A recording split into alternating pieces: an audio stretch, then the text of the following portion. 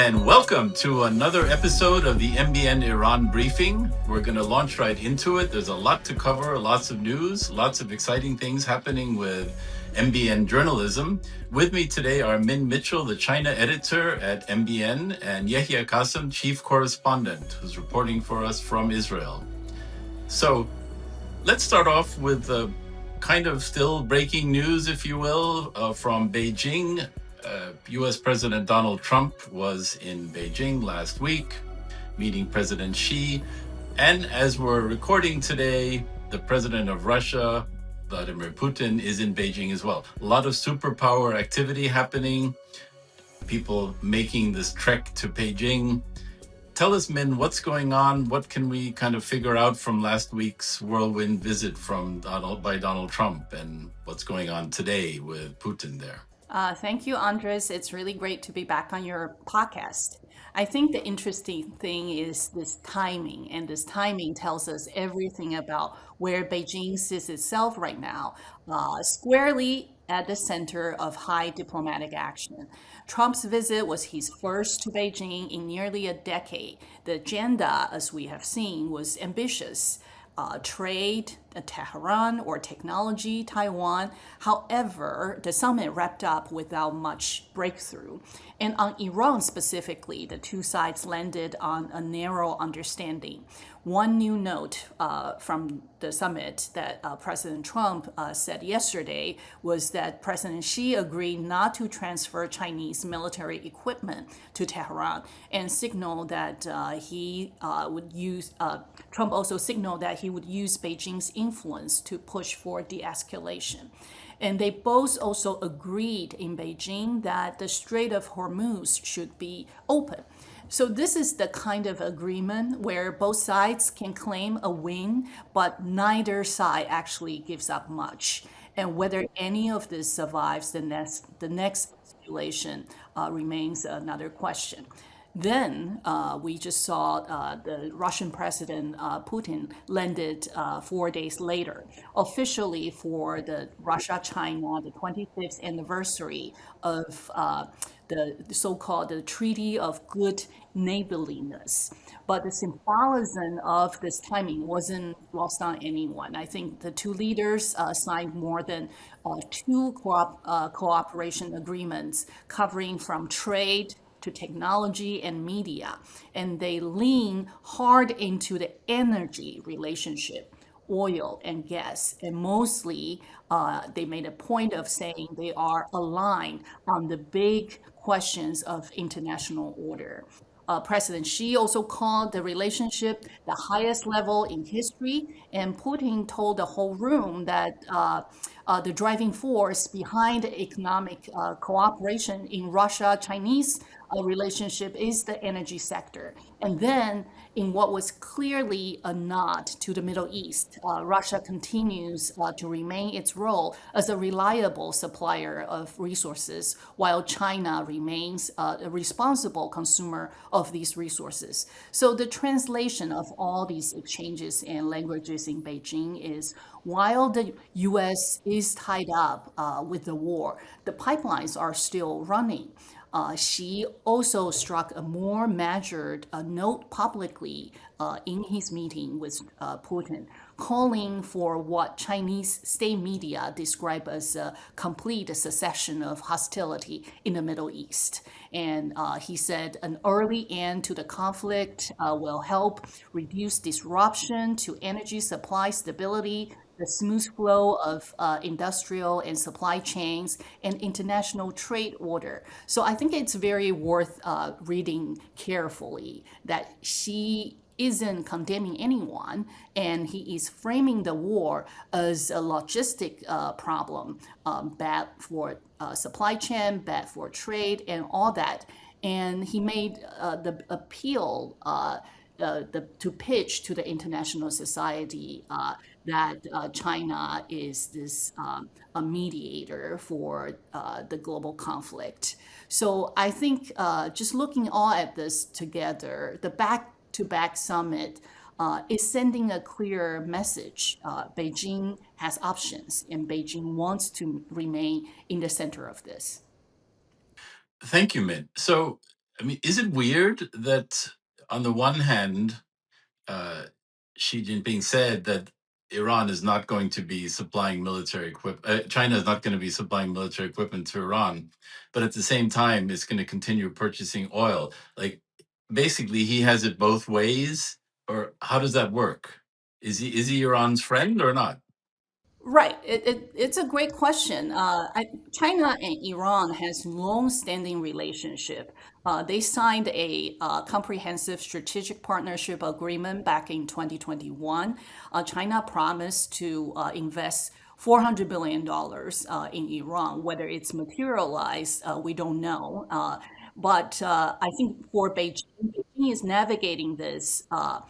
Separating its economic and military policies positions. So we can say on the military front, the Chinese state officially refrained from direct arms transfer to avoid the US sanctions against its major financial institutions. But economically, for Beijing, the objective is to avoid direct entanglement in the US Iran conflict, while they do want to preserve the supply chain, energy supply chain, and its strategy in the Middle East. Well, that of course brings up the next question, which is okay, so China is going to keep buying this oil from Iran, but you have the US Navy in the region. Uh, how does that work? How's the oil going to get through if the US clearly is not happy with the passage of naval traffic and oil being transported in that way? Right. This is another very interesting question. There have been many reports and research about this. So what we have learned about this whole oil trade, it runs on a parallel system, a whole alternate set of shipping routes, refineries, payments, rails built specifically to keep the U.S. Financial reach out of the picture, and it comes down to like the three main pieces, and start with the ships. So Iran moves its crude on what people in the industry called the shadow fleet. I'm sure you have heard this term, using older tanks, often unregistered, sometimes flying flags of convenience. The transponders that are supposed to broadcast the ship's location, it's turned off. The tankers meet up in international waters, frequently in South China Sea, and transfer the oil ship to ship. And by the time the crude reaches a Chinese port, it has blended with other cargo, and the paperwork says it came from somewhere else entirely. And then there is the question of who's actually buying. It's not the big state-owned Chinese oil companies. Those firms have global operations and foreign listings, so they have to stay away. And these buyers are independent refineries, the teapots, mostly clustered in a province in China called Shandong. They sell into the Chinese domestic market. They don't touch the dollar system, and they don't have offshore assets for the US to see. And then the money part, the transaction skips the US dollar system and skips SWIFT entirely. A lot of these clears through CIPS, China's own interbank payment system, and settled in renminbi, China's currency. So this is a whole different order of under-table oil trade, Andres.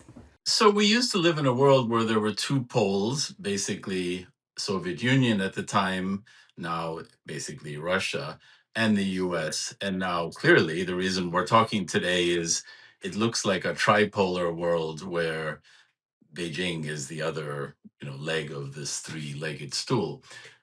So how is Russia's role evolving vis-a-vis China, vis-a-vis the Middle East? Because it's an interesting question. So, you know, Trump went to Beijing, Putin went to Beijing. What's shifting? What's changing? How is Russia's role changing? Uh, from my observation, I think Russia's increasing economic isolation from the West, due to many reasons, and the Ukraine war, of course, has significantly deepened its reliance on China. Putin's visit, it is his 25th visit to China, basically highlight this shift. He didn't go in uh, with the higher hand. And now, with the US military actively engaging the Middle East and closely monitoring the Strait of Hormuz, Russia is trying to presenting itself as a secure overland energy alternative for China. And a central focus of this relationship is about energy, oil, gas, which I think leads Russia having more advantage in the Chinese eyes, more usefulness. And while there are still negotiations about a lot of these energy items and trade, I think the current instability in the Middle East strengthens Moscow's argument for expanding its energy infrastructure and, also making Moscow rethinking its position in this triangle relationship.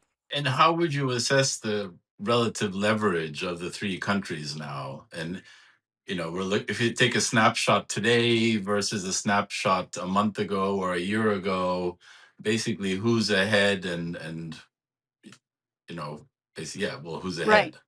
ahead? Andres, I think it's still developing. Like the world has been changing so much, but it looks like Beijing is trying to maintain its strategic flexibility, I would say. And this ongoing conflict in Iran requires the U.S. To expand its military and diplomatic resources in the Middle East, which it it complicates its broader strategy in the Indo-Pacific and also with China. But Trump and Xi are tentatively scheduled to meet three more times this year, at least in September. President Xi is coming to Washington for a return visit. And I think Xi Jinping is also managing Washington through high level dialogues and these economic engagements while keeping Russia close with them as well. So we can see China is utilizing both Trump and Putin's visit to secure its position internationally and also secure its energy supply chain. So it is a very interesting year that we need to keep monitoring the development of these major powers relationship. It is fascinating. It's like each one is trying to play the other two off against each other, and it's a fascinating game to try to understand and watch. And as you said, there will be many more meetings coming up in the course of the year. And yeah, we'll see what the world looks like. Not to mention the outcome of the current Iran war, which is now in its 11th week and is soon going to be at the 3 month mark. And in fact, as of earlier this week, the ceasefire has now lasted longer than the war did until the beginning of April. So how long the ceasefire will last, how long the war will last, and how all these other countries play into it, that remains to be seen. Thank you, Min. That was really an excellent analysis. And in other news, Yehya, you open up the Jerusalem Post today, and there you are. It's pretty hard to look at media this week and not have your name come up. So you've broken a big story. It's a really big deal, and it's big for Al Hurra and MBN, and it's big in the newsmaking world. Tell us, what did you discover? It involves tunnels, I hear. شكرا لك أندريس على الاستضافة، وأهلا بك من وبالمتابعين في كل مكان. بطبيعة الحال الأمر الذي قمنا بمتابعته ومعاينته ونقل تقرير إلى المشاهدين الذي كان بالغ الأهمية هي الأجواء في داخل بلدة الخيام، أو بالأحرى الدمار في داخل بلدة الخيام. كان هذا في اليوم الأول، حيث رصدنا من هناك حجم الدمار الهائل الذي ينعكس على حياة السكان بطبيعة الحال. وأثرنا أسئلة أندريس، إذا ما كان بإمكان سكان جنوبي لبنان في هذه المنطقة بالتحديد في منطقة الخيام العودة إلى هناك. أيضا رصدنا النشاطات العسكرية التي يقوم بها الجيش الإسرائيلي، والذي يضيف أنها يعني تتركز هناك بسبب نشاطات حزب الله في المنطقة والتهديدات التي تكون على سكان البلدات الشمالية لإسرائيل. فبالتالي من هذا المنظور أي دخولنا برفقة الجيش الإسرائيلي عمليا، وهذا لم نخبئه، كان يعني معلنا. دخولنا مع الجيش الإسرائيلي كان يهدف لنقل الصورة من هناك مع طرح الأسئلة التي تهم المشاهد بشأن سكان جنوبي لبنان وتحديدا الخيام مثل ما أسلفنا، لكن من ناحية ثانية أيضا لنعكس القلق الإسرائيلي، أو على الأقل الادعاء الإسرائيلي بشأن القلق من حزب الله. وكانت هنالك عمليا تهديدات من قبل حزب الله واضحة ضد الإسرائيليين، ضد دولة إسرائيل وضد سكان المنطقة الشمالية، فالتهديد كان واضحا. هذا كان في اليوم الأول. في اليوم الثاني أعددنا تقرير من داخل أحد الأنفاق الذي اكتشف هناك. في الواقع نفق يعني من أعمق الأنفاق التي دخلت إليها، وأنا كنت يعني أكثر من مرة في أنفاق، إن كان ذلك في قطاع غزة، في منطقة كيسوفيم على سبيل المثال، في بيت حنون المحاذية ليد مردخاي. وكذلك في عام 2019 أندرس، أنت تذكر بأن الجيش الإسرائيلي قام بعملية لتدمير الأنفاق التي كانت ممتدة إلى داخل الأراضي الإسرائيلية. وهناك أيضا تجولت في أحد الأنفاق التي كانت في المنطلة. ما يميز يعني النفق الذي كنا فيه في الخيام أنه مركز قيادة وسيطرة، وهناك كانت يعني المكان مقسم لغرف وحجرات يمكن أن نقول، فيها كان مولدات كهرباء، فيها العديد من يعني الأجهزة الضرورية من أجل الاستمرار والبقاء هناك لفترة طويلة. وبطبيعة الحال هذا التقرير مثل ما تفضلت أدى إلى ردود فعل كبيرة في الشرق الأوسط بشكل عام، بالتأكيد في إسرائيل وفي لبنان.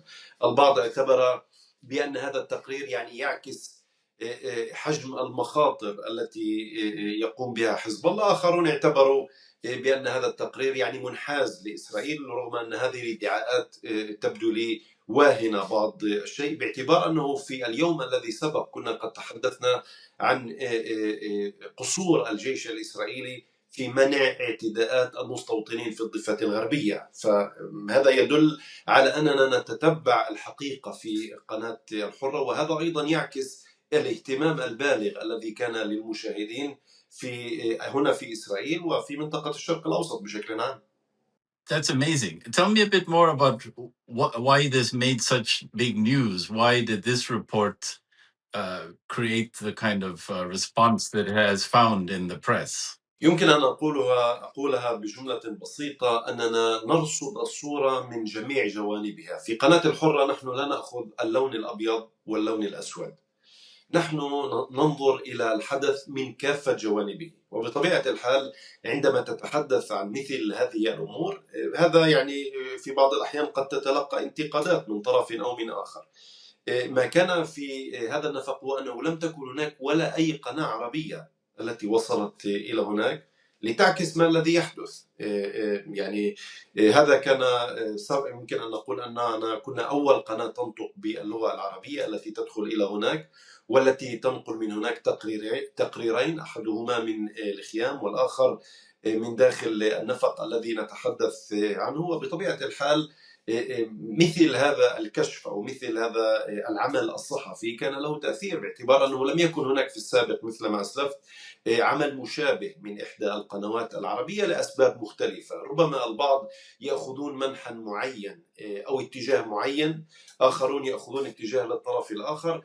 ما نقوم به في قناة الحرة هو عكس الصورة على كافة جوانبها. في بعض الأحيان تكون هذه الصورة ملائمة للإسرائيليين أكثر، في بعض الأحيان تكون ملائمة للبنانيين أكثر، في بعض الأحيان لفريق كذا أو فريق كذا، لكن في نهاية المطاف نحن ننحاز لأمر واحد وهو الحقيقة، وهذا ما قمنا به من خلال هذا العمل الصحفي. وبالتالي كان هنالك ردود الفعل مثل ما تفضلت. Everybody loves tunnels and secret tunnels and so on. Can you tell us a bit about the use of tunnels? Obviously, tunnels have been found in Gaza. Tunnels seem to be an important thing. And I'm going to ask you in a moment, Min, as well about tunnels. Tell us a bit, Yehya, about the role of tunnels in Lebanon and the use of tunnels by Hezbollah. Is it a big thing historically? جميل، سؤال جميل جدا. في الواقع لا أعرف إذا الجميع يحب الإنفاق، لكن بكل تأكيد هذا يمكن أن نقول بأنه سلاح استراتيجي اكتشف للمرة الأولى، أو إسرائيل حذرت منه للمرة الأولى فيما يتعلق بقطاع غزة في حرب 2014. كان هنالك تركيز بصورة خاصة على الأنفاق، رغم أن الحديث عن الأنفاق كان قبل ذلك بطبيعة الحال. الأنفاق التي بدأت بتهريب الأسلحة من شبه جزيرة سيناء إلى قطاع غزة، ومن ثم تم تطوير هذه الفكرة لكي يكون هنالك اختراقات إلى داخل الأراضي الإسرائيلية. وبالتالي يعني لنؤكد كم هذا الأمر مهم، اتخذت الحكومة في إسرائيل قرار ببناء جدار تحت أرضي ليمنع دخول الفلسطينيين من قطاع غزة إلى إسرائيل. ما حدث في 7 أكتوبر هو أن الفلسطينيين تغلبوا على هذه المسألة، مسألة الأنفاق والدخول الاقتحام إلى البلدات الإسرائيلية والثكنات العسكرية الإسرائيلية كان عن طريق السياج، أي أن سكان غزة استطاعوا وأفلحوا في اقتحام هذا السياج والدخول. فبالتالي الأنفاق كانت تشكل خطر. الحكومة اتخذت قرار بهذا الشأن لبناء جدار تحت أرضي لمنع تسلل الفلسطينيين، لكن هذا لم يجزي نفعا. ذات الشيء أندريس كان في الحدود الشمالية.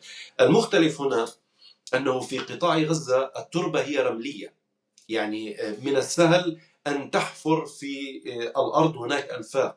في المنطقة الشمالية التربة هي صخرية، أي أنك بحاجة إلى معدات مختلفة من أجل حفر هذه الأنفاق، وبالتالي هذا يدل على الاستثمار الكبير الذي كان لمنظمة حزب الله من أجل إنشاء هذه الأنفاق التي نتحدث عنها. وطبعا المخابئ تحت الأرضية مثل ما كنا في بلدة الخيام، هنالك العديد من الأنفاق. لكن اللافت أيضا أنه في خلال حديثنا مع أحد الضباط العسكريين الإسرائيليين سألناه عن أن إذا العملية العسكرية التي تقوم بها إسرائيل الآن في جنوبي لبنان هل هذا يعني بأنها ستحبط كافة الأنفاق؟ الإجابة كانت لافتة ويعني مهمة. هو أوضح أنه لا يمكنه تأكيد ذلك، لأنه لا يمكن معرفة إذا العملية العسكرية أحبطت كل هذه الأنفاق، ما يثير مخاوف جديدة لدى السكان في إسرائيل من أن تكون هنالك محاولة تسلل في جنوب لبنان. وربما هذا أيضا يفسر من المنظور الإسرائيلي بطبيعة الحال محاولات إسرائيل لتدمير القرى، الذي يعد في بعض الأحيان بأنه جريمة حرب، تدمير القرى على طول الحدود مع إسرائيل. Yeah, the future of the tunnels is an interesting question. I want to ask you, Min, tunnels, they've been a big deal in Chinese history, in recent Chinese history as well. I'm curious, since we have you here with us today. Can you tell us a bit about that? Yeah, I mean, first, yeah, it was really a good and important story to cover, and everybody is fascinated by tunnels, especially in conflicts and war times. Similarly, in Chinese history, there are famous tunnels too.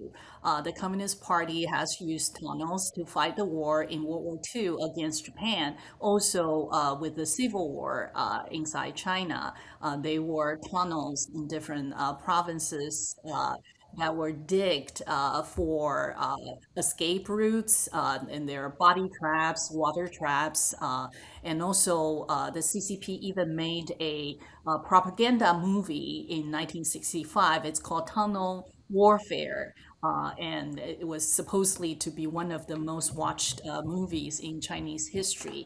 And that's in China. And we also know, even between South Korea and North Korea, there have been many stories about how the tunnel was digged and people were able to went through those tunnels, at least from the north side to get to the south. There's always this conspiracy theories and stories about them. Fascinating.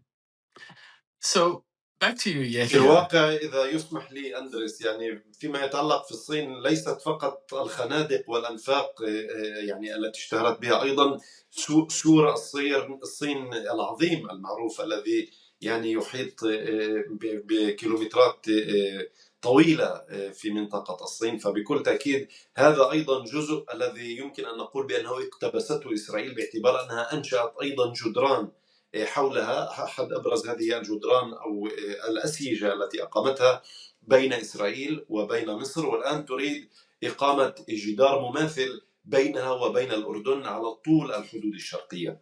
I want to ask you, Yehya, looking back now, Lebanon, Hezbollah, pagers, now the war, the effect of the war on Lebanon with Israel going in. Can you tell us about the relationship now between Hezbollah and Iran? How has it changed after almost 3 months of war, and Iran is on the defensive, it's being attacked? How long can Iran support Hezbollah? Can Hezbollah support itself? Can it live without support from Iran? Can it be independent? Or is it just part of Iranian foreign policy?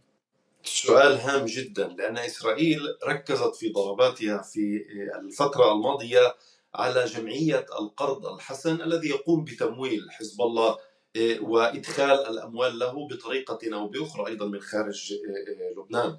الآن فيما يتعلق بالعلاقة بين حزب الله وبين إيران، دعني هنا أتطرق إلى التقرير الذي وضعه INSS معهد دراسات الأمن القومي الإسرائيلي، الذي تحدث فيه عن أنه يعني لا تزال هنالك مساعي إيرانية لتمويل حزب الله وأيضا تهريب الأسلحة له، حتى بعد الضربات الأخيرة التي كانت ضد إيران من قبل إسرائيل ومن قبل الولايات المتحدة. إيران تحاول استعادة خطوط الإمداد لداخل حزب الله ولدعمه من الناحية المادية ومن الناحية العسكرية. فبالتالي هذا التقرير الذي وضعه معهد دراسات الأمن القومي الإسرائيلي يؤكد على ضرورة الشرط الإسرائيلي الذي كان قد تحدث عنه بنيامين نتنياهو، وهو وقف دعم المنظمات الإرهابية أو التي وصفها بالإرهابية والتي تدور في فلك إيران، بين حزب الله، بينها الميليشيات في داخل العراق، بين الحوثيين